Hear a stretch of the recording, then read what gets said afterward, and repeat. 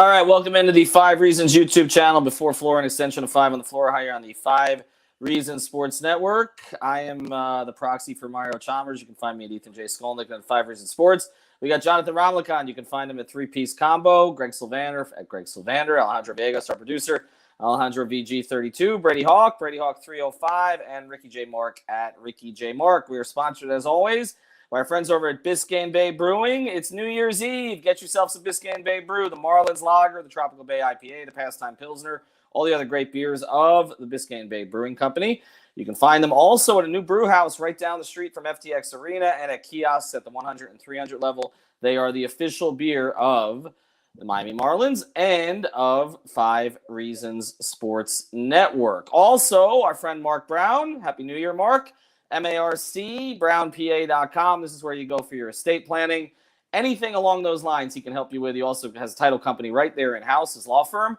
And so he can help you if you got a real estate closing, you got to deal with a tricky real estate transaction. He is the guy to go to. There is the phone number, 954-566-5678, 954-566-5678, markbrownpa.com. First, Happy New Year to everybody here. And also to all of our listeners and viewers. Great year on the YouTube channel. I posted some of the numbers today. You watched like 400,000 hours of our programming, which we obviously appreciate, whether it's here or Post Up 5R, any of the Dolphins programming or anything else that we do there on the channel. So we appreciate you doing that. Make sure you continue in the new year. We got a lot of new stuff planned for you. Of course, there will be an episode of 5 on the Floor after the game tonight and going into the weekend, so everything continues as scheduled. All right, let's get to it. I'm going to go to who's in, who's out, and you're going to mention one name today, Brady, that I don't think we ever thought we would mention again. Yeah, Erik Spoelstra was just talking about it. Usually when there's this many guys down, if we go through the list of names that they're without, it's usually like a down period of time. Erik Spoelstra just called this coming back from like a school break, and it feels like that is what it is for these group of guys. Not only is Kyle out of protocols, Jimmy Butler's playing tonight, but obviously Mario Chalmers on the 10-day contract is the biggest one. Familiar faces, Chris Silva as well, and a bunch of other 10-day contracts like Nick Stauskas, Kyle Guy, Eric Holman, Haywood Highsmith. There's just a bunch of guys that they have. That's who's in. And then obviously Tyler Hero was still in, Caleb Martin is still in, Norman Ritzman's still in. All right, I recommend people check out Brady's article on this on our website, but also Brian Fonseca's piece here on YouTube, going through some of the 10-day guys. Nobody did the Mario Chalmers piece, Greg, because we didn't feel that was necessary. It's almost surreal. I mean, it's not going to last. We know Rio's probably gone after 10 days, most likely. Guys will start coming back. But they're giving him an opportunity tonight. And honestly, I was a little surprised because the way the things ended with Rio, I was in that locker room that last year. He wasn't really thrilled about it. I mean, his exact words were, these MFers need to tell me what the FF is going on. And now he's back. And I like it for this reason. It's fun for Heat fans. But the Big Three Heat era, like, you want all of that to be positive. We've seen Dwayne Wade come back, have the ceremonial goodbye that he should have. Chris Bosh, back aligned with the organization. Even Mike Miller, the stuff was squashed there. Shane's worked for the organization. Ray, who we've talked about, was frustrated. That was a big one. Spo the last year. He's been back around the building. And now Rio, like, I'm waiting for the Birdman reunion. But it brings back good memories for Heat fans. Like, it's like everybody forgot all the stuff they were pissed at Rio about. He's one of theirs. He's like a child who was occasionally a bad child, but he's your child. Yeah, no, and like it really shows that when we get behind certain guys, like that era of Heat basketball, I don't think that we fully realized how much it's going to sink from the head to the heart as the years go by. And like, this is a perfect example when everyone got slapped in the face with Mario Chalmers is on the team news. Like, everybody, like, it plucked heartstrings that I think people can be excited about. But I would temper expectations. Like, I don't necessarily know that he's going to come out.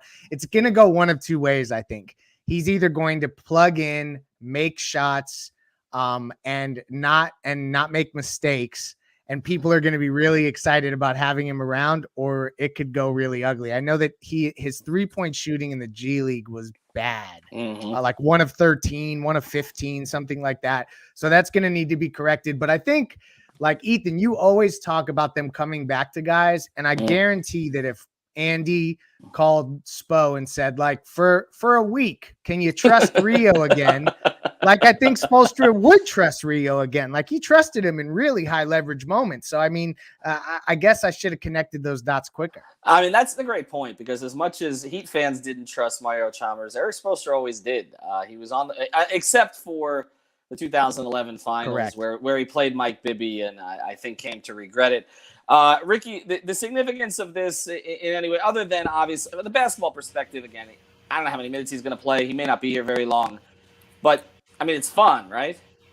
Yeah, sure. I mean, it's a very nostalgic thing for Heat fans to really appreciate. I think I remember, if I remember this correctly, I think Ira Winderman reported earlier today that Rio had been working out with the team for quite some time now. I think he worked out with the Heat in the preseason, and so there might be some continuity there where maybe Rio's been getting some intel in terms of sets, game plan, strategy, where certain players like it. Because at the end of the day, Rio is supposed to be a second or third string point guard for this team if everything plays out the way it should. So I think Heat fans should be happy. Like Greg said, it sounds very familiar to me, because I remember saying something very similar during an emergency paces and spaces with Sean Rochester, I think yesterday. Temper your expectations. Don't expect this to be 2009, 2010 Rio, or 2010, 2012 Rio that was hitting huge shots and making huge steals. Like, remember, it's been a couple years. Even though Rio is younger than Kyle Lowry, you got to understand that, well, this is a guy on a different side of his career right now. I think at this point, ultimately, you just need to hope that he can maybe give you something, and also understand the fact that in many ways, kind of like DeMarcus Cousins, if there was something there, maybe another team would have taken a look at him by now. But so we'll see. Yeah, that's the big point here, and that's why we should temper expectations. Remember, Mario had a pretty significant injury when he was in Memphis. You know, I mean, he left Miami, he had the Achilles. It was the Achilles, right? I think it was the Achilles, not the knee. And actually, when he was playing a lot and playing pretty well for Memphis, not from an efficiency standpoint, and it's been hard for him to get back into the league. I mean, you know, he's been pretty open on social media about his frustration about it. That's one of the reasons I like this too, because Miami is giving him a showcase here for a period of time where really the risk, Jonathan, is not that great, right? Like, I mean, you don't, it's not like there are a bunch of other good options out there, right? So it's like you get him out there, he plays for 10 days, maybe he looks pretty decent, and then maybe another team picks him up for the stretch run. I feel like, again, this is kind of that family thing that they talk about. I think that plays into it here. Yeah, this is one of those times where it kind of helps Rio a little bit more than it would help the Heat, right? The Heat can probably go out, get a younger point guard, somebody they can develop, but they ended up sticking with Rio because they wanted to give one of their own guys a shot.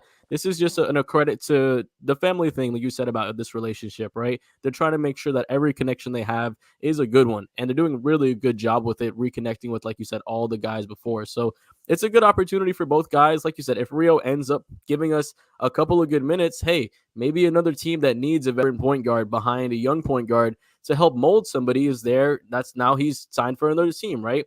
Isaiah Thomas is one of those guys that's kind of bouncing around the league right now, trying to find a home. I think Rio can have that same opportunity if he, plays a little bit more than he should show out this game. So, I think it's a good thing for both things, and I'm just really happy. Like you said, the nostalgia factor is there. The only guy from the 2012 that era of basketball to come back, and it's adding another championship caliber player, right? Regardless of how long ago it was, it's still a championship player that's coming on this team. Help mold some of those young guys that are not maybe securing a roster spot just yet. So it's fun for both sides. Yeah, and I wonder if the Heat will win a championship this year. Does Rio get that third ring? We'll see if he gets voted in. He can catch Dwayne. He's not going to catch UD. And that's would he have more than KD then? Well, KD, according to some people, doesn't have any. Although I don't subscribe to that theory, so I'm not with them. Every one of those. I will say when you take a look at Rio's situation, and you look at what just happened in Cleveland, right? Ricky Rubio goes down, and they went out and got Rajon Rondo, who probably has a little bit more left than Mario Chalmers, but I'm not sure how much more from what we saw of him this year. So there will be scenarios where teams need point guard, particularly because there are, 8 to 10 teams in the contending mix this year. It's not one or two. There may be a team that, like I said, somebody can give them 8 to 10 minutes off the bench in the playoffs. All right, so let's let's pivot back to this, Brady, and let's take a look at and kind. Oh, there you go. Kyle's here. Kyle's here. So let's take a look at it and let's remove it so I can talk to Brady. But basically, if you if you look at what they have tonight, you've been making this point, and I think against teams like Houston, it applies. Like, you really only need like 2 or 3 of your top, 5 or 6 players, and you can probably handle most of these teams that also have their own issues that they're going through. So tonight, you start with Lowry, Butler. I was going to take a look. How many games have Jimmy and Kyle played together this season? It feels like it's single digits. Am I wrong about that? It doesn't seem like a lot. Kyle and Jimmy together with Tyler Hero, regardless of what you pulled off the street, like, those 3 should be enough, right? Yeah, I mean, when you're 3 with Caleb Martin, Gabe Vincent, and Max Strus have been enough in the games that I was talking about before. Like, this is enough. Like I mentioned before, Caleb Martin had 28 against Milwaukee. Max Strus had the big game against Orlando. Gabe Vincent played really well against Philly. Like, they've all had a game. If you put Jimmy Butler, Kyle Lowry, and Tyler Hero on the floor, like, you're in a decent spot. Even Spo was just talking about that before the game. He brought up the word core a bunch in the pregame interview, saying about if they have their core, they're going to lean on them a ton. I don't think they're going to play them just a bunch of minutes because they have to, and they're going to overplay them. But they're going to have to do some interesting things. And I think to pivot a little bit to lineup-wise, I think it's going to be interesting the way they go about things, because we're talking about the 3 guys they have. You have to stagger them a bit. Tyler Hero is a bench guy. Do they put your 5 rotational or roster guys in the starting lineup? I would not be surprised if they threw a Kyle Guy in there over Tyler. Like, that would not shock me. Oh, God. But it feels like this is a game where you kind of have to scratch all of that. Like, that feels like forget 6 man of the year stuff. Forget what you have. You kind of just put your best 5 guys on the floor to start. Take Jimmy or Kyle out early. But if they did do something like that, it really would not surprise me at all. I mean, this is such the Jimmy Butler practice in Minnesota game once some of these guys got. I'm with you. He may put Tyler on the bench tonight. I cannot imagine the Twitter reaction from some of the Tyler stands on Twitter. I'm already thinking about some of those accounts if Kyle Guy starts over. But, yeah, I mean, look, Erik has done that kind of thing before. But let's go to the totality of this road trip, Ricky. I mean, like I said, guys in, guys out.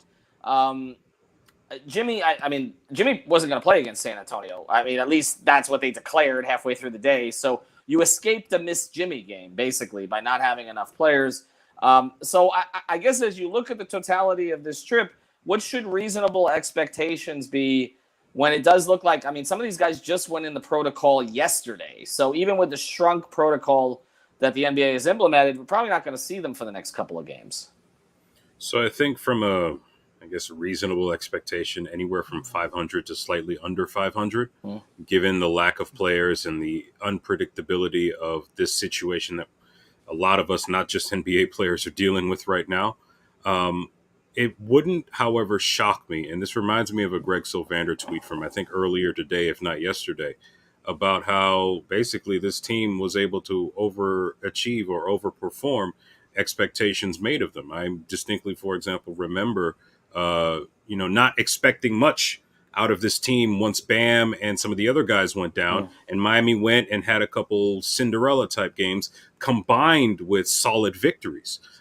If this is the Heat, if this is truly the makeup of this Heat team, and that we're not currently dealing with an adrenaline type of honeymoon situation, then I think we could get a solid, aka 500 to slightly above 500 road trip, because this Heat team has surprised before. They win the games they're not supposed to for some wacky reason, and it further bolstered those people that seem to overdose on this culture thing. So at this point, look, hey, I think they could very well go 500 or slightly better and head into the new year with I mean, my goodness, they're what, second or third in the Eastern Conference after everything?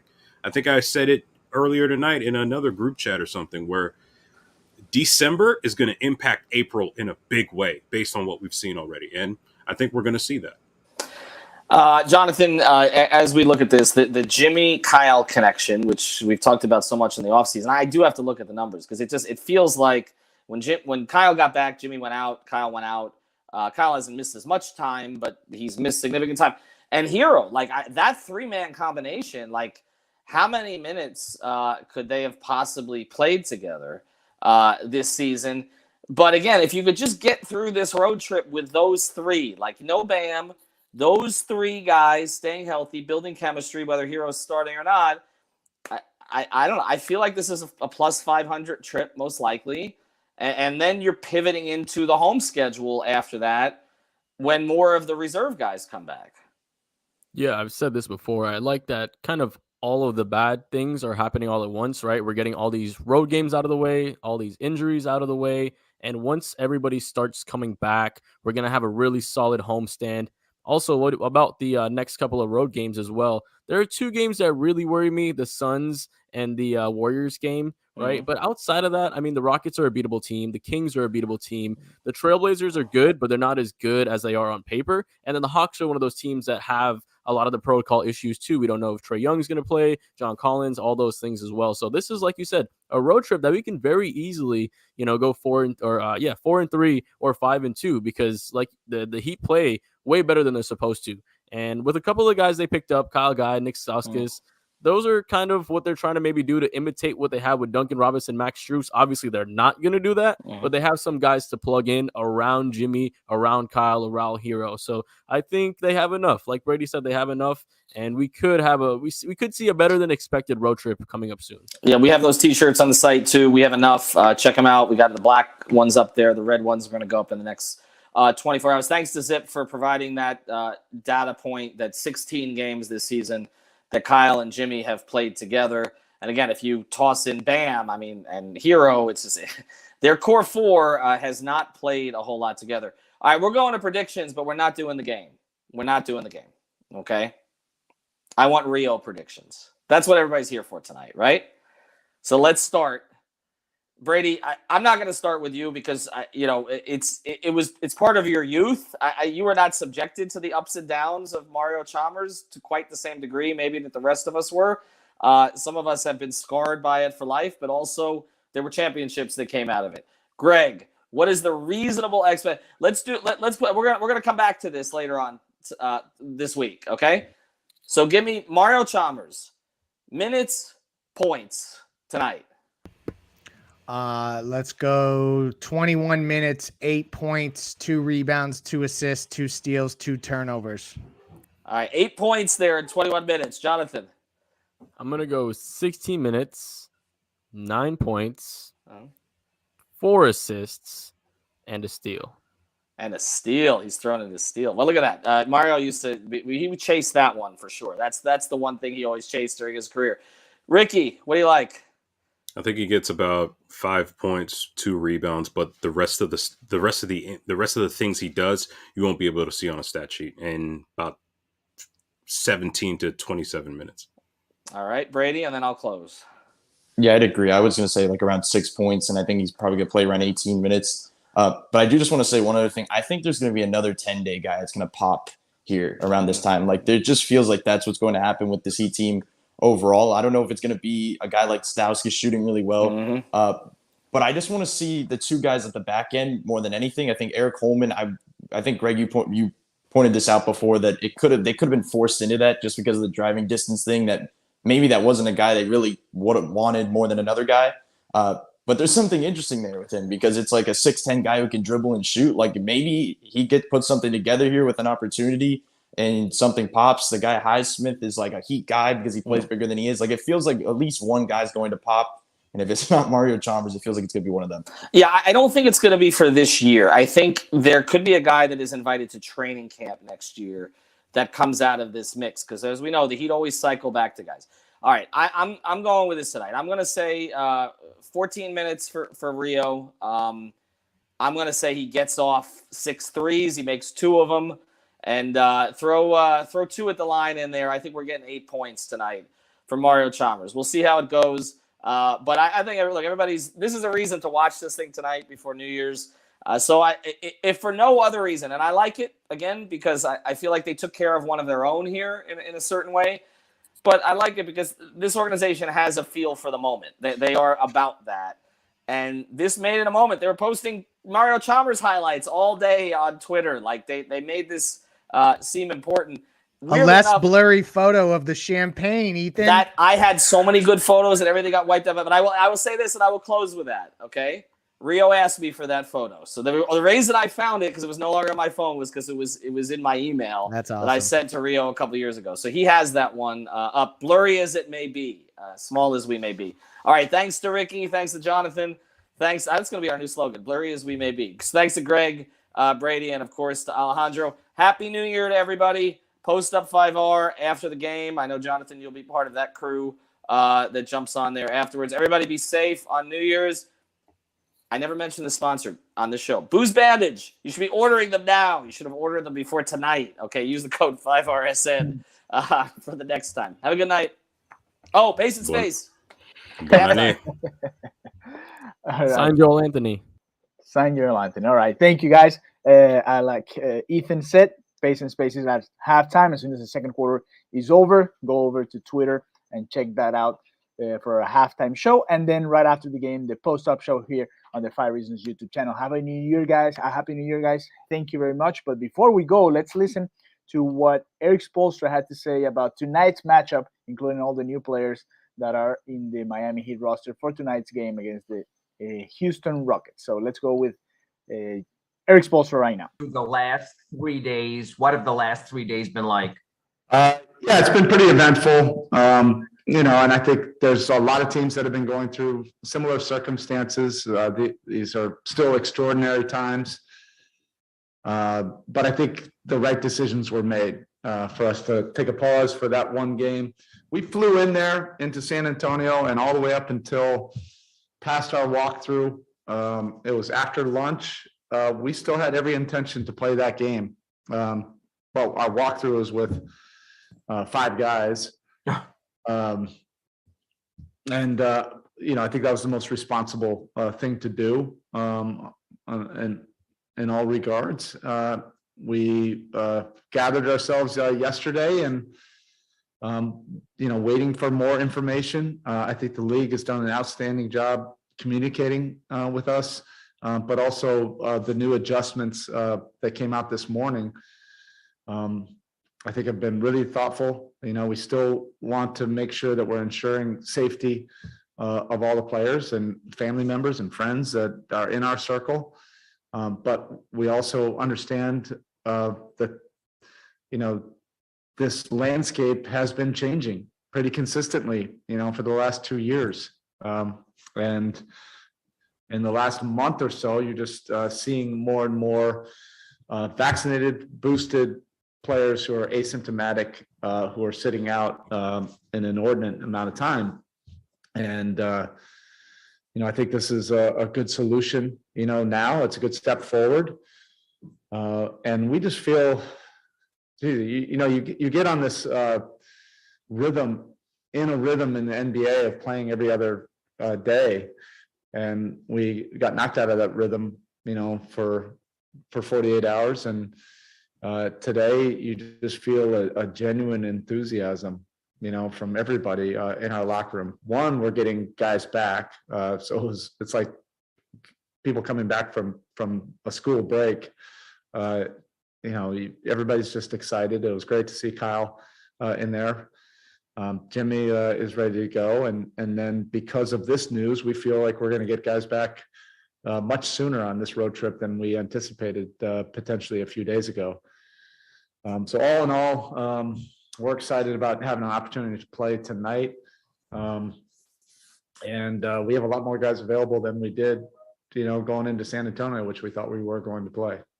Erik, 2 thoughts on reunion time. Can you give us your thoughts, please, on Mario Chalmers and Chris Silva? Thank you. Yeah, I mean, the Chris Silva one was an easy decision. We've been tracking him and following him still, even when he was away from us. Very seamless, his reintegration, today in our walkthrough. It was like he had never left. We love him and his personality and everything about it.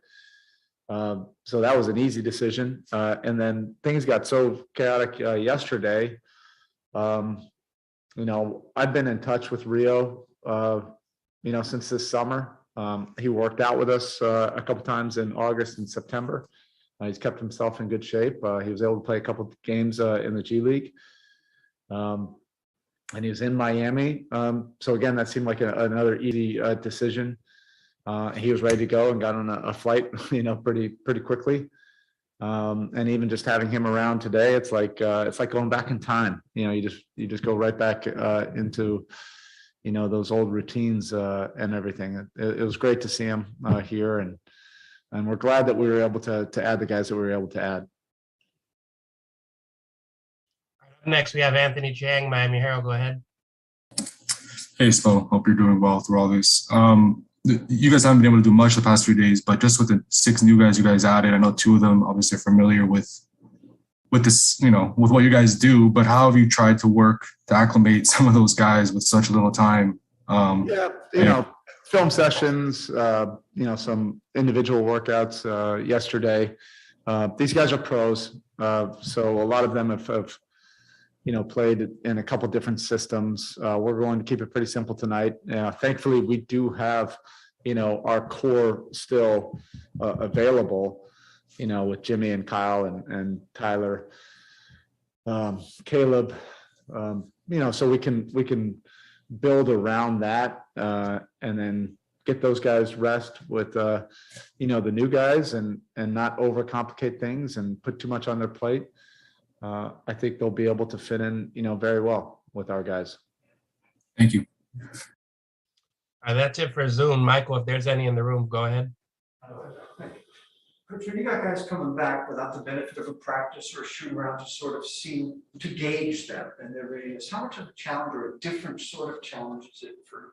Yeah, I don't think it's that much of a challenge. At this point of the year, with these new guidelines in place, it looks like our guys are not going to be out like 18 days like Caleb Martin was. It'll be much quicker than that. They'll be, hopefully with us, some point earlier on this trip. Kyle really hasn't been out that long. Jimmy only missed 1 game, so Caleb has already been back in the mix the last few days. Our guys are in good rhythm. They're in good shape. And everybody in the league is dealing with it. So it's not like you have a bunch of teams that are like playing in perfect rhythm. You deal with what you have at this time. We feel that we have enough. We feel like a buoyed by this news and knowing that we're going to have guys back. There's just a good energy in our locker room, right now, and we're just going to focus on tonight and see if we can get enough contributions from enough people just to put ourselves in a position, to win this game. And we do have our, some of our core still available, so we'll lean on them pretty heavily. I was referring more to a medical staff question, like, yeah, to be sure guys are able to play whatever minutes you might. Or right now we have our head trainer out, but everybody else has been able to step in and help